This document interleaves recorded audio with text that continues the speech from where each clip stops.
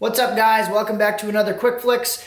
Unfortunately, I'm still waiting on some parts for the engine build, so today I'm going to talk about my torque converter and throw the thing in there. The torque converter I'm using is this one right here. This bad boy is a Roadrunner converter's torque converter. So this thing is, just for reference, I'll put a link in the description. This is in a $700 range. It does have an anti-ballooning plate in it. It's supposed to be good for 900 horsepower. Hopefully this thing will do pretty well for me. A little more information, it's the 34 to 3800 RPM stall torque converter, so hopefully that should be pretty decent for me. Well, let's get going on throwing this thing in there. First thing I'm going to do is just fill it with fluid.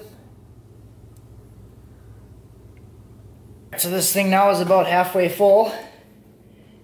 If I tip it straight up like this, the fluid is just about to come out when it stands straight up, so it should be good. Alright, so I'm going to grab the new converter. And typically when you put it on, they say you want to listen for 3 clicks. So you have your input shaft, then you got to get over this little hump here for this shaft, and then you also have to engage the pump gears on the transmission. So you want to make sure it's completely seated. Otherwise you can mess up the trans because you won't have it fully engaging the pump. You can burn it up. Burn up the trans. So let's put this thing on.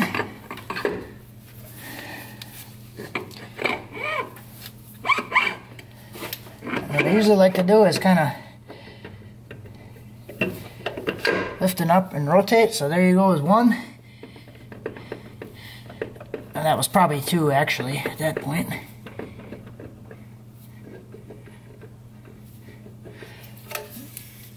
So we have a little bit more to go in yet. There's another one. So that's probably in all the way right there. And you can measure because this is supposed to be 1 inch set back from the bell housing. So if you were to measure straight across, the mounting feet should be 1 inch back. So that looks like it's about right. And this is nice because this is a lot lighter than the other one. This thing is probably about 1/3 of the weight. So it's a lot easier to work with. So that's about it. Now it's installed. So that's it for this one, guys. Hopefully that answers some of the questions I've been getting about the torque converter and the specs. If you guys have any other quick flick ideas that you'd like to see, let me know in the comments. It could be anything from a how-to, a tech tip, a question about me or the truck, or anything else. If you guys want to see something, let me know. Thanks for watching. Have a good one.